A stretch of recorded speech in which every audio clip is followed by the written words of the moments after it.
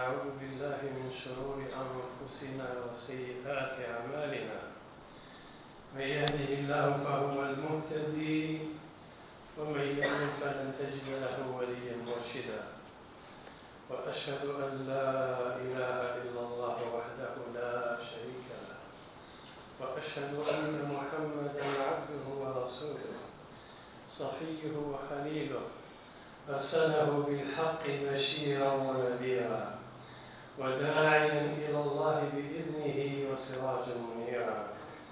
أما بعد، فإن خير الحديث كتاب الله وخير الهدي هدي محمد رسول الله صلى الله عليه وآله وسلم، وشر الأمور محدثاتها وكل محدثة بدعة وكل بدعة ضلالة وكل ضلالة في النار.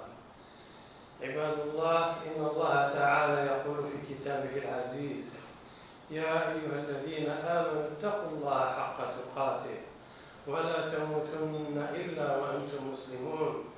ويقول سبحانه وتعالى: يا أيها الذين آمنوا اتقوا الله وقولوا قولا سديدا يصلح لكم أعمالكم ويغفر لكم ذنوبكم ومن يطع الله ورسوله فقد فاز فوزا عظيما.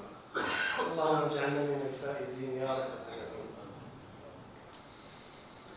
My dear brothers and sisters,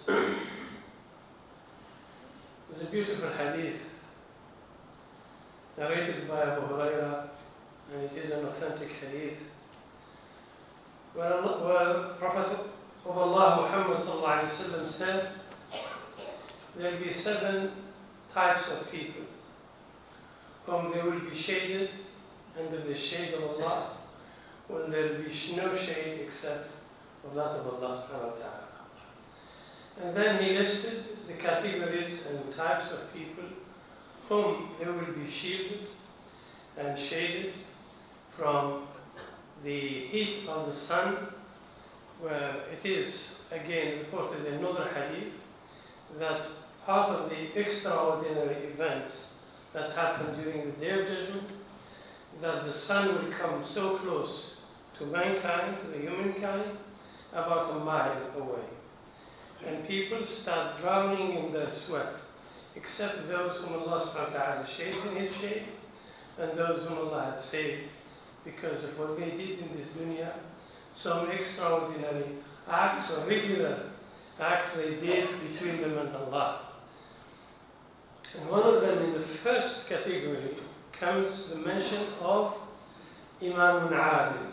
Imam Adil, a just ruler, a ruler who will uphold justice among his subjects, among his citizens, among the people of the community. That person, whoever may be, if he upholds justice, then he is qualified to be among those who will be shaded on their judgment. My brothers and sisters, justice, Allah subhanahu wa ta'ala created this universe in truth and in justice and in balance. وَالسَّمَاءَ رَفَعَهَا وَوَضَعَ الْمِيزَانَ. He put down the scale of justice. The justice, there is no true justice except under the rule of Allah subhanahu wa ta'ala. The hukm of Allah, which He revealed in His book, and the explanation which are in the sunnah of His Messenger sallallahu alayhi wa sallam, this is the only tashri'ah that will guarantee true justice. In its true implementation, sincere implementation, humanity will really enjoy the better system of justice, where good work is rewarded and those who go out of line, they'll be punished. And there is a code of conduct, code of punishment for all acts that are not contributing to the building of society. And this is the nature of human beings, even among the Muslims. There'll be those who fall victim or fail under the temptation and the whisper of shaitan, and they want to do shortcuts or follow their desires and do wrong things. Then it is the responsibility of the ruler to implement justice and to hold those who have abused positions or have used the security or the trust that people put in them. They have abused it, they have to be held accountable and taken to justice. Justice has to be implemented. And Allah subhanahu wa ta'ala loves those إن الله يأمر بالعدل in an ayah in the Quran al-Kareem. Allah subhanahu wa ta'ala says إن الله يأمر بالعدل والإحسان. Allah orders you to be just and to do good deeds, to do ihsan. إن الله يأمر بالعدل والإحسان وإيتاء ذي القربى وينهى عن الفحشاء والمنكر والبغي يعظكم لعلكم تذكرون. This is part of Allah subhanahu wa ta'ala injunction upon people to uphold justice. And justice has to be upheld even if it is against close members of your community, close members of your family. It may be your parents, it may be your brothers and sisters. When justice is called, it has to be implemented without any discrimination, without any misuse of it among people. You have to be just and true, even if the other opponent, even if the other side is a non-Muslim. If he was right, then the judge, then the ruler has to be judged, there has to make a judgment in his favor. And my brothers and sisters, because of this justice that was implemented when the Muslims were mighty, were implementing and living by the guidance of Allah subhanahu wa ta'ala, by the principles of faith, many people came into Islam because they saw the justice of Islam, that Muslims did not discriminate against them, even if they were at that time not Muslims. Many of them embraced Islam. Individuals and the whole communities came into Islam because they saw the true justice and justice that does not discriminate between people. Allah subhanahu wa ta'ala states that in the Quran clearly. At one time it is said that the people of Homs is part of Sham. That land was ruled by the Romans, by the Byzantine, and they were not Muslims. Some of them, they were Christians. And when the Muslims took over Sham, they promised the people of Homs if they pay the jizya, which is a kind of tax, so that they will be protected in themselves, their places of worship will be protected, their freedom to practice their religion will be protected. For that defined jizya amount of money they have to pay. At one moment in time, the ruler felt that they may not be able to protect the people of Homs, so he decided to return what he took from them. He said, take your money back, because it looks like we won't be able to defend you. And this they have never seen from their fellow Christians, from their fellow Byzantine. They have never seen any treatment where the ruler or the king just taxes people almost on everything, and people have little rights. And this was to them like a shock. And they decided to embrace Islam. They said a rule and a system that is so fair that does not discriminate between people, it's a worthy system, and they embraced Islam. Some parts of Central Asia, similar events. Again, the Muslim ruler said, sorry, here's your money back, I think we cannot defend you. It was enough for them to embrace Islam. And on an individual basis, when the ruler judged in favor of a Christian, of a non-Muslim, that was to them a shock, that they saw the true justice and they embraced Islam. This is the true spirit. And my brothers and sisters, ahead of the community, we have to have a ruler, a symbol of our unity, a symbol who will uphold justice. Rasulullah sallallahu alaihi wasallam, in his time, he was the ruler. Afterwards, he assigned khulafa, and every time we need to have somebody whom the people, they put their trust in him. And if that ruler upholds justice, he will be in the category of people that Rasulullah sallallahu alaihi wasallam said they will be shaded from the heat, from the sun, light, sunshine on the day of judgment, and they'll get great rewards other than just being shaded. The second category was شاب نشأ في عبادة الله, a young man who grew up worshipping Allah subhanahu wa ta'ala. From his early years in life, his heart was attached to Allah, and he grew up, became a man worshipping Allah. رجل شاب نشأ في عبادة الله. And this is the importance, my brothers and sisters, other than just providing your children with food and shelter and clothing, and choosing for them what you think is the best schools you can afford. You have to raise them, you have to make them, to attach their hearts with Allah subhanahu wa ta'ala, to make them aware of their Creator, to be grateful, thankful to Him, and to worship Him.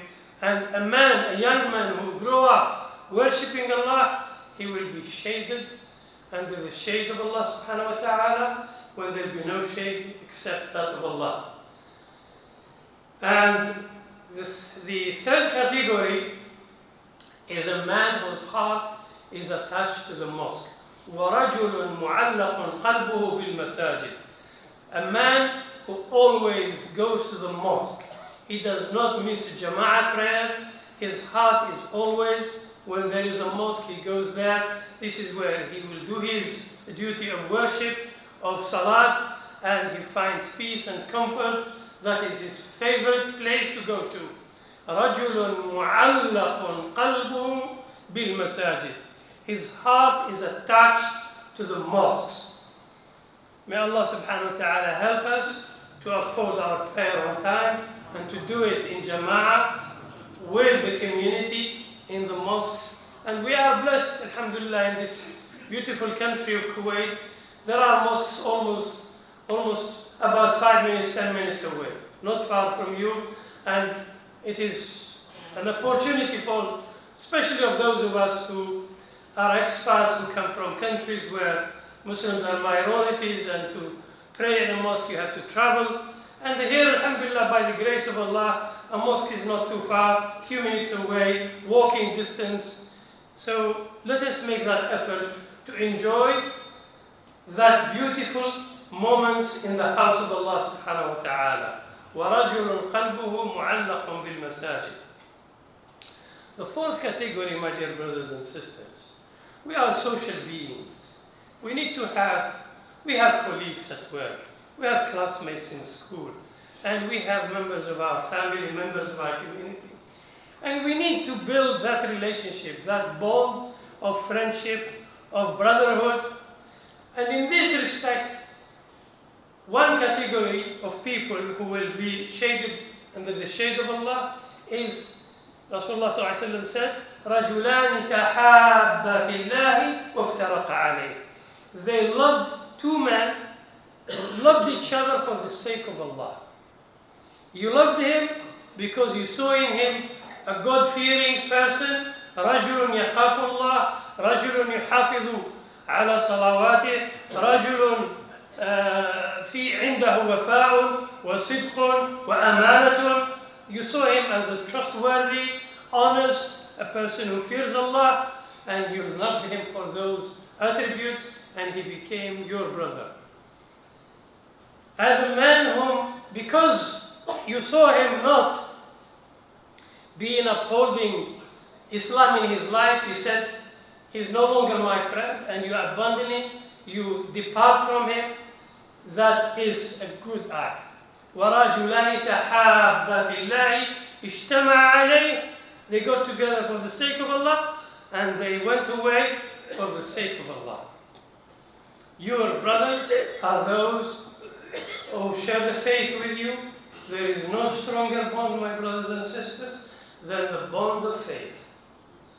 Everything else is temporary, everything else is conditional, but the faith, this is where you should have, if you make a choice between friends, choose those who fear Allah subhanahu wa ta'ala. If you choose those for convenience, or they choose you for convenience, where there is material benefit, as long as that benefit is there, they remain as your friends.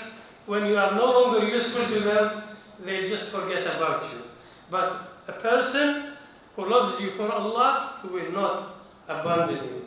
He will be always there and at your needs in every circumstances, whether you're doing well or not well, he will not abandon you. Because the bond, the relationship is for Allah. أخوة الإيمان أخوة العقيدة هي أقوى علاقة بتربط بين الناس وما عداها فهو مؤقت سرعان ما يذهب. There are people who thought that tribal relationship is important or nationality is important, but soon when there is a conflict of interest, that friendship or that supposed to be bond will not withstand the test of material, the test of dunya. Even among siblings, brothers and sisters, whom they were united because they had the same father and mother. And when their father and mother passed away, they left them some inheritance, and they are fighting for it. They take each other to courts, and they become enemies. This means that the relationship was not for Allah subhanahu wa ta'ala. If you should uphold silat al-rahim for Allah's sake, when you visit your brother, your siblings, your parents, do it for Allah.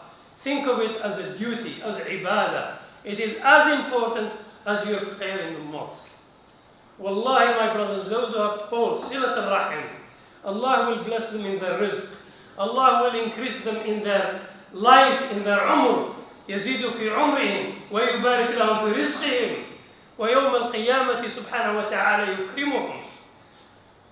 Please be the one who keeps the family ties, because shaitan works so hard to bring division among the close families.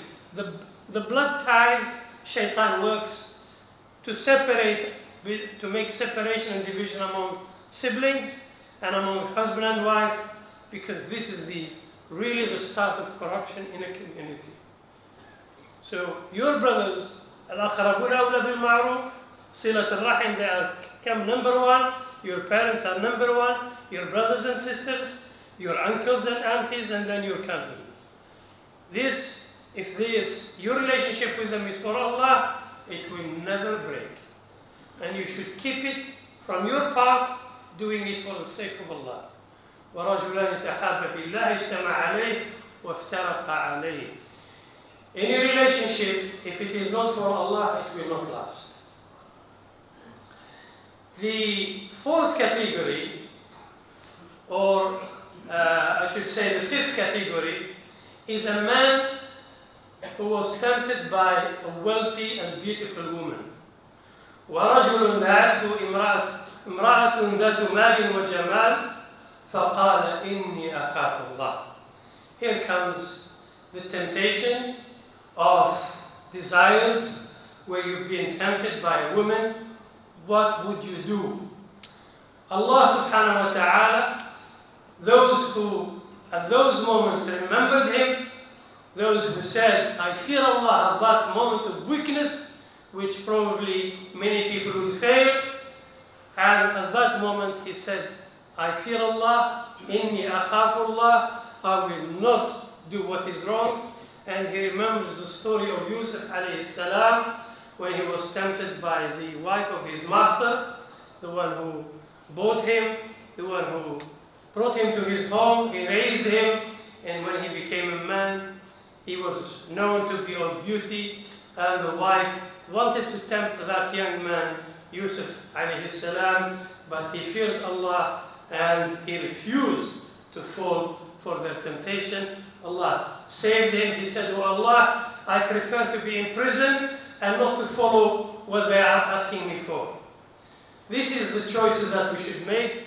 Young man, every one of us is subject to temptation and to tests like that. And this is the moment where the true taqwa, the true fear of Allah subhanahu wa ta'ala shows.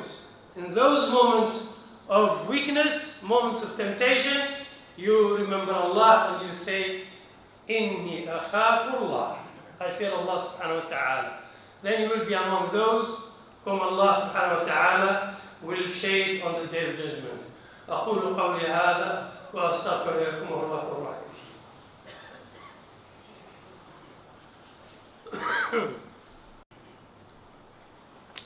الحمد لله رب العالمين أحمده حمد الشاكرين وأصلي وأسلم على نبيه الأمين المبعوث رحمة للعالمين. My dear brothers, I mentioned 5 categories of people. There are 2 categories. I hope inshallah you fit all those 5 categories. Maybe not number 1. You are not a ruler yet, but believe me, my brothers, you are a ruler in your household. As a father, you have responsibility towards your children, towards your wives. If you have more than one wife, you cannot divide your love equally, but you have to treat them fairly, every one of them. And there was a story in this respect. I really thought it's important that I mention it to you, because it is relevant to you as a father and to me as a father, how we treat our children, how we should treat them equally. A man decided to give an amount of money to one of his children. But this man had a good wife, a God-fearing wife. She said, "I want you, what you've promised to give to your son, what you have decided to give him, I want Rasulullah sallallahu alaihi wasallam to know about it. He has to witness." So they went to Rasulullah sallallahu alaihi wasallam and they told him the story. So Rasulullah sallallahu alaihi wasallam asked the man, "Did you give every one of your children the same amount?" He said, "No." He said, "Then go away. I am not going to be a witness to injustice. إني لا أشهد على جور." This is zulm, it is against justice, and I will not be part of it. And he reminded the father and the son and the wife that what they have done is not right.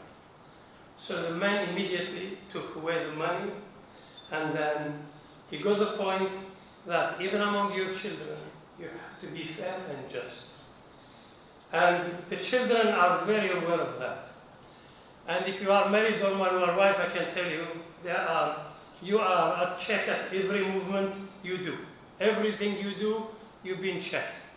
This is where you fear Allah subhanahu wa ta'ala and you do your best to be just. Whatever you give to your son, you have to give to your daughter. Whatever you give to your daughter, you have to give similarly to your son. Be fair among your children, because they are all yours. Whether one of them in your eyes is better, or you love him more, that's between you and Allah, and only Allah knows what's in your heart. But you should not know, you should not practice discrimination among your own children, because otherwise you will be an unjust father. The sixth category, my brothers and sisters, is a man who had money and he decided to give sadaqah, to help one of the needy people in his community. So a man who decided to give sadaqah, but he chose to give it in a very discreet way, to the extent, in the hadith it says, to the extent that his left hand did not know what his right hand has given. وَرَجُلٌ تَصَدَّقَ بِيَمِينِهِ, in a manner that was so discreet that even his left hand did not know what his right hand has given. which means you have, because my brothers and sisters, those in need are vulnerable. And think that you never know when you will be the older person who is in need of help and support. So Allah blessed you, and you can afford to give. And Allah sends you an opportunity. There is a poor man or a poor woman, your neighbor, your brothers, your sisters. And by the way, sadaqah has to be given in priority to those closest to you. If you have a brother, a sibling from your father and mother is in need, he is number one. Your sister is in need, she is number one before you give to anybody else. Then your neighbor, of course your mother and father, your money is theirs. كما قال صلى الله عليه وسلم أنت ومالك لأبيك. A man asked Rasulullah صلى الله عليه وسلم, Ya Rasulullah, what duties have I towards my father? He said, in the meaning of it, he said, you and your wealth is possession of your father. أنت ومالك لأبيك. You and what you possess belongs to your father. So your parents, you cannot give them sadaqah. Your parents is a duty, and you cannot give them zakat. You can give it to your brothers and sisters, those who went out on their own, they have their own families, you give them zakat. But your children, your son, you cannot give him zakat. It's a duty on you to help him. Your parents, it's a duty on you to help them. So sadaqah is to the person who is not under your responsibility. It could be your neighbor, a member in your community. And you do not wait until he begs and asks for it. The best is that you should know who is in need in your community before they ask for it. Because there are so many believers. They are in need, but their iman prevents them from stretching their hands and asking and begging. It is our duty in our community to know those in need without them asking. And that is where the money is well spent. When you give it to a person whom only you know he needs it. And you give it to him in a way that ideally he would not know that you, the one who helped him. But it's okay to give him and he knows you helped him. Wallahi, I know the story of a brother, he said, that is when we were studying, and one young man, his scholarship was, for some reason, was suspended and he became desperate, still in the middle of his studies. And some members of his community, he was reporting it to us. And some members of his community, they knew his situation. And what they do, they go to his house and put the money, cash in an envelope, and put it through his letterbox. And he wakes up in the morning and he finds an envelope full of money. And he does not know who gave it to him. He has a feeling that it's from some members of the community, but he cannot. This is the best way to help your brothers without touching their dignity, and you give them and you do it for Allah subhanahu wa ta'ala. Only Allah knows that. And that is, even if it is rubu' dinar, it doesn't have to be 100 dinar or 1,000 dinar. It's what you can afford. Rubba filsin, maybe dirham, will be bigger than a dinar, than 1,000 dinar, because the sincerity, and that is according to your level, to what you can afford. But you gave it from your heart, and you did it for Allah's sake, subhanahu wa ta'ala.